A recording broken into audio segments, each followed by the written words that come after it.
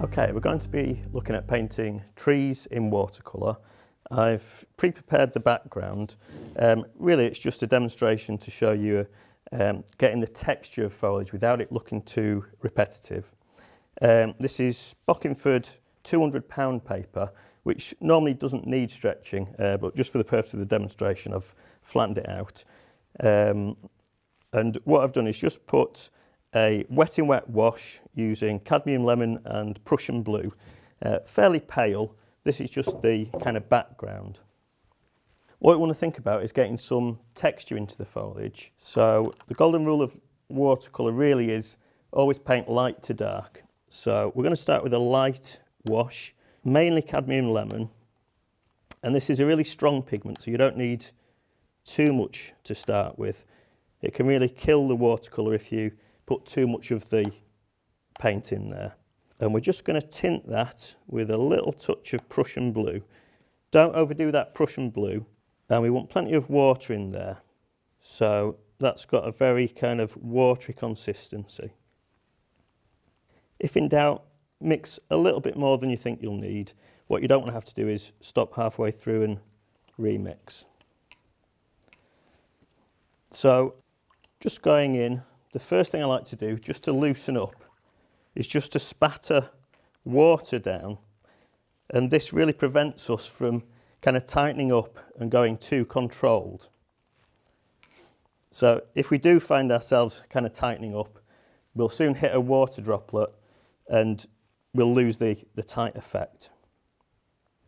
And again, we could start by actually spattering some of that paint. So we've got a lot of water on the brush, and I'm holding the brush differently. Normally we'd hold it like a pen over the hand. I'm holding it under the hand between these three fingers and the thumb, just tapping it with the forefinger. So keep loading up. If you find that you're trying to spatter and it's just not coming, chances are you're a little bit too dry in the palette, so you might have too thick a mix or not enough paint. You really have to load the brush up. Try standing up just to get a bit more action. So we're not really hitting the paper or we get a huge kind of streak through. We're just tapping the brush. So take the brush down and tap it with the forefinger. If you want to be a little bit more precise, you could go closer to the paper. If you want to be a bit more random, come from really high up. Okay. What you'll find sometimes, even though that's a very random technique, sometimes it can look a bit too controlled still. So we could actually spatter more water in. So here I've actually got some of the mixed water, so it's got a little bit of that lemon in. And you can see that where that water hits the droplets, it's forming new kind of clusters of leaves. So we're starting to get a bit of texture over that fairly flat wash we had previously. I'll just spatter out that, we'll just lose some of that. So we could go in with the brush. This is a Winsor & Newton Scepter Gold. This is size 14, so it's quite big. You notice I've got two brushes, both Scepter Golds, one for mixing, one for painting. And you can see that the mixing brush has had a much harder life. It's really lost its tip. That Scepter Gold's still got its sharp tip. I'll just mix up some stronger pigment now. So again, cad lemon, bit more this time. And more Prussian blue, so that we're going bluer. So the mixture is getting thicker, the tone is getting darker, but we're also edging towards a bluish green. So again, we'll load up, spatter the paint. So you can see we're getting a bit of a change there.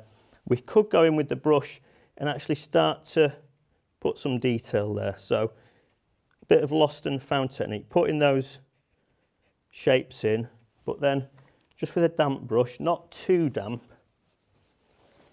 So I'll just take the excess off with some kitchen towel. Just go into that, just to soften. So we've got some hard lines, some soft lines. So in places we're getting bigger clusters. And try not to go too solid there. So we're trying to get big areas but leave some gaps in there as well.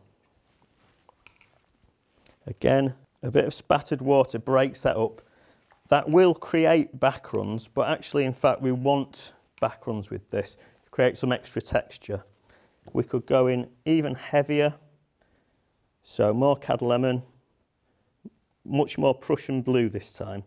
So we're going to a much deeper blue.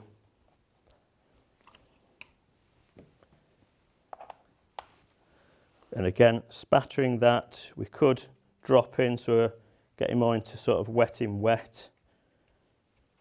A bit of painting, we don't want to be too kind of rigid. So if you find that your brush strokes are seizing up, just a bit of spattered water or spattered paint will just break up those shapes.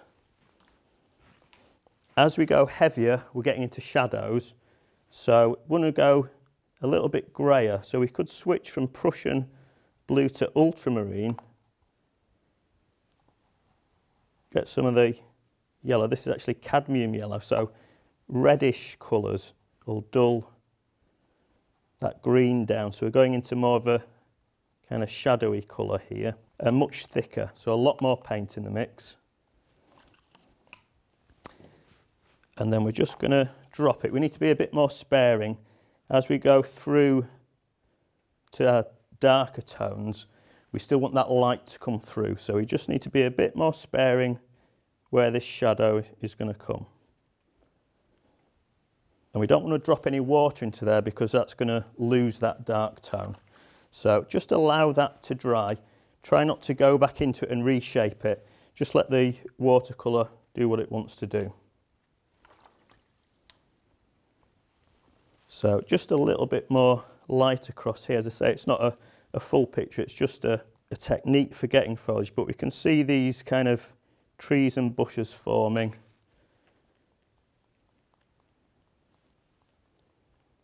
So the water, the lighter green, and then just a bit of that heavier tone just to start to get some shadows. But as I say, be sparing with that.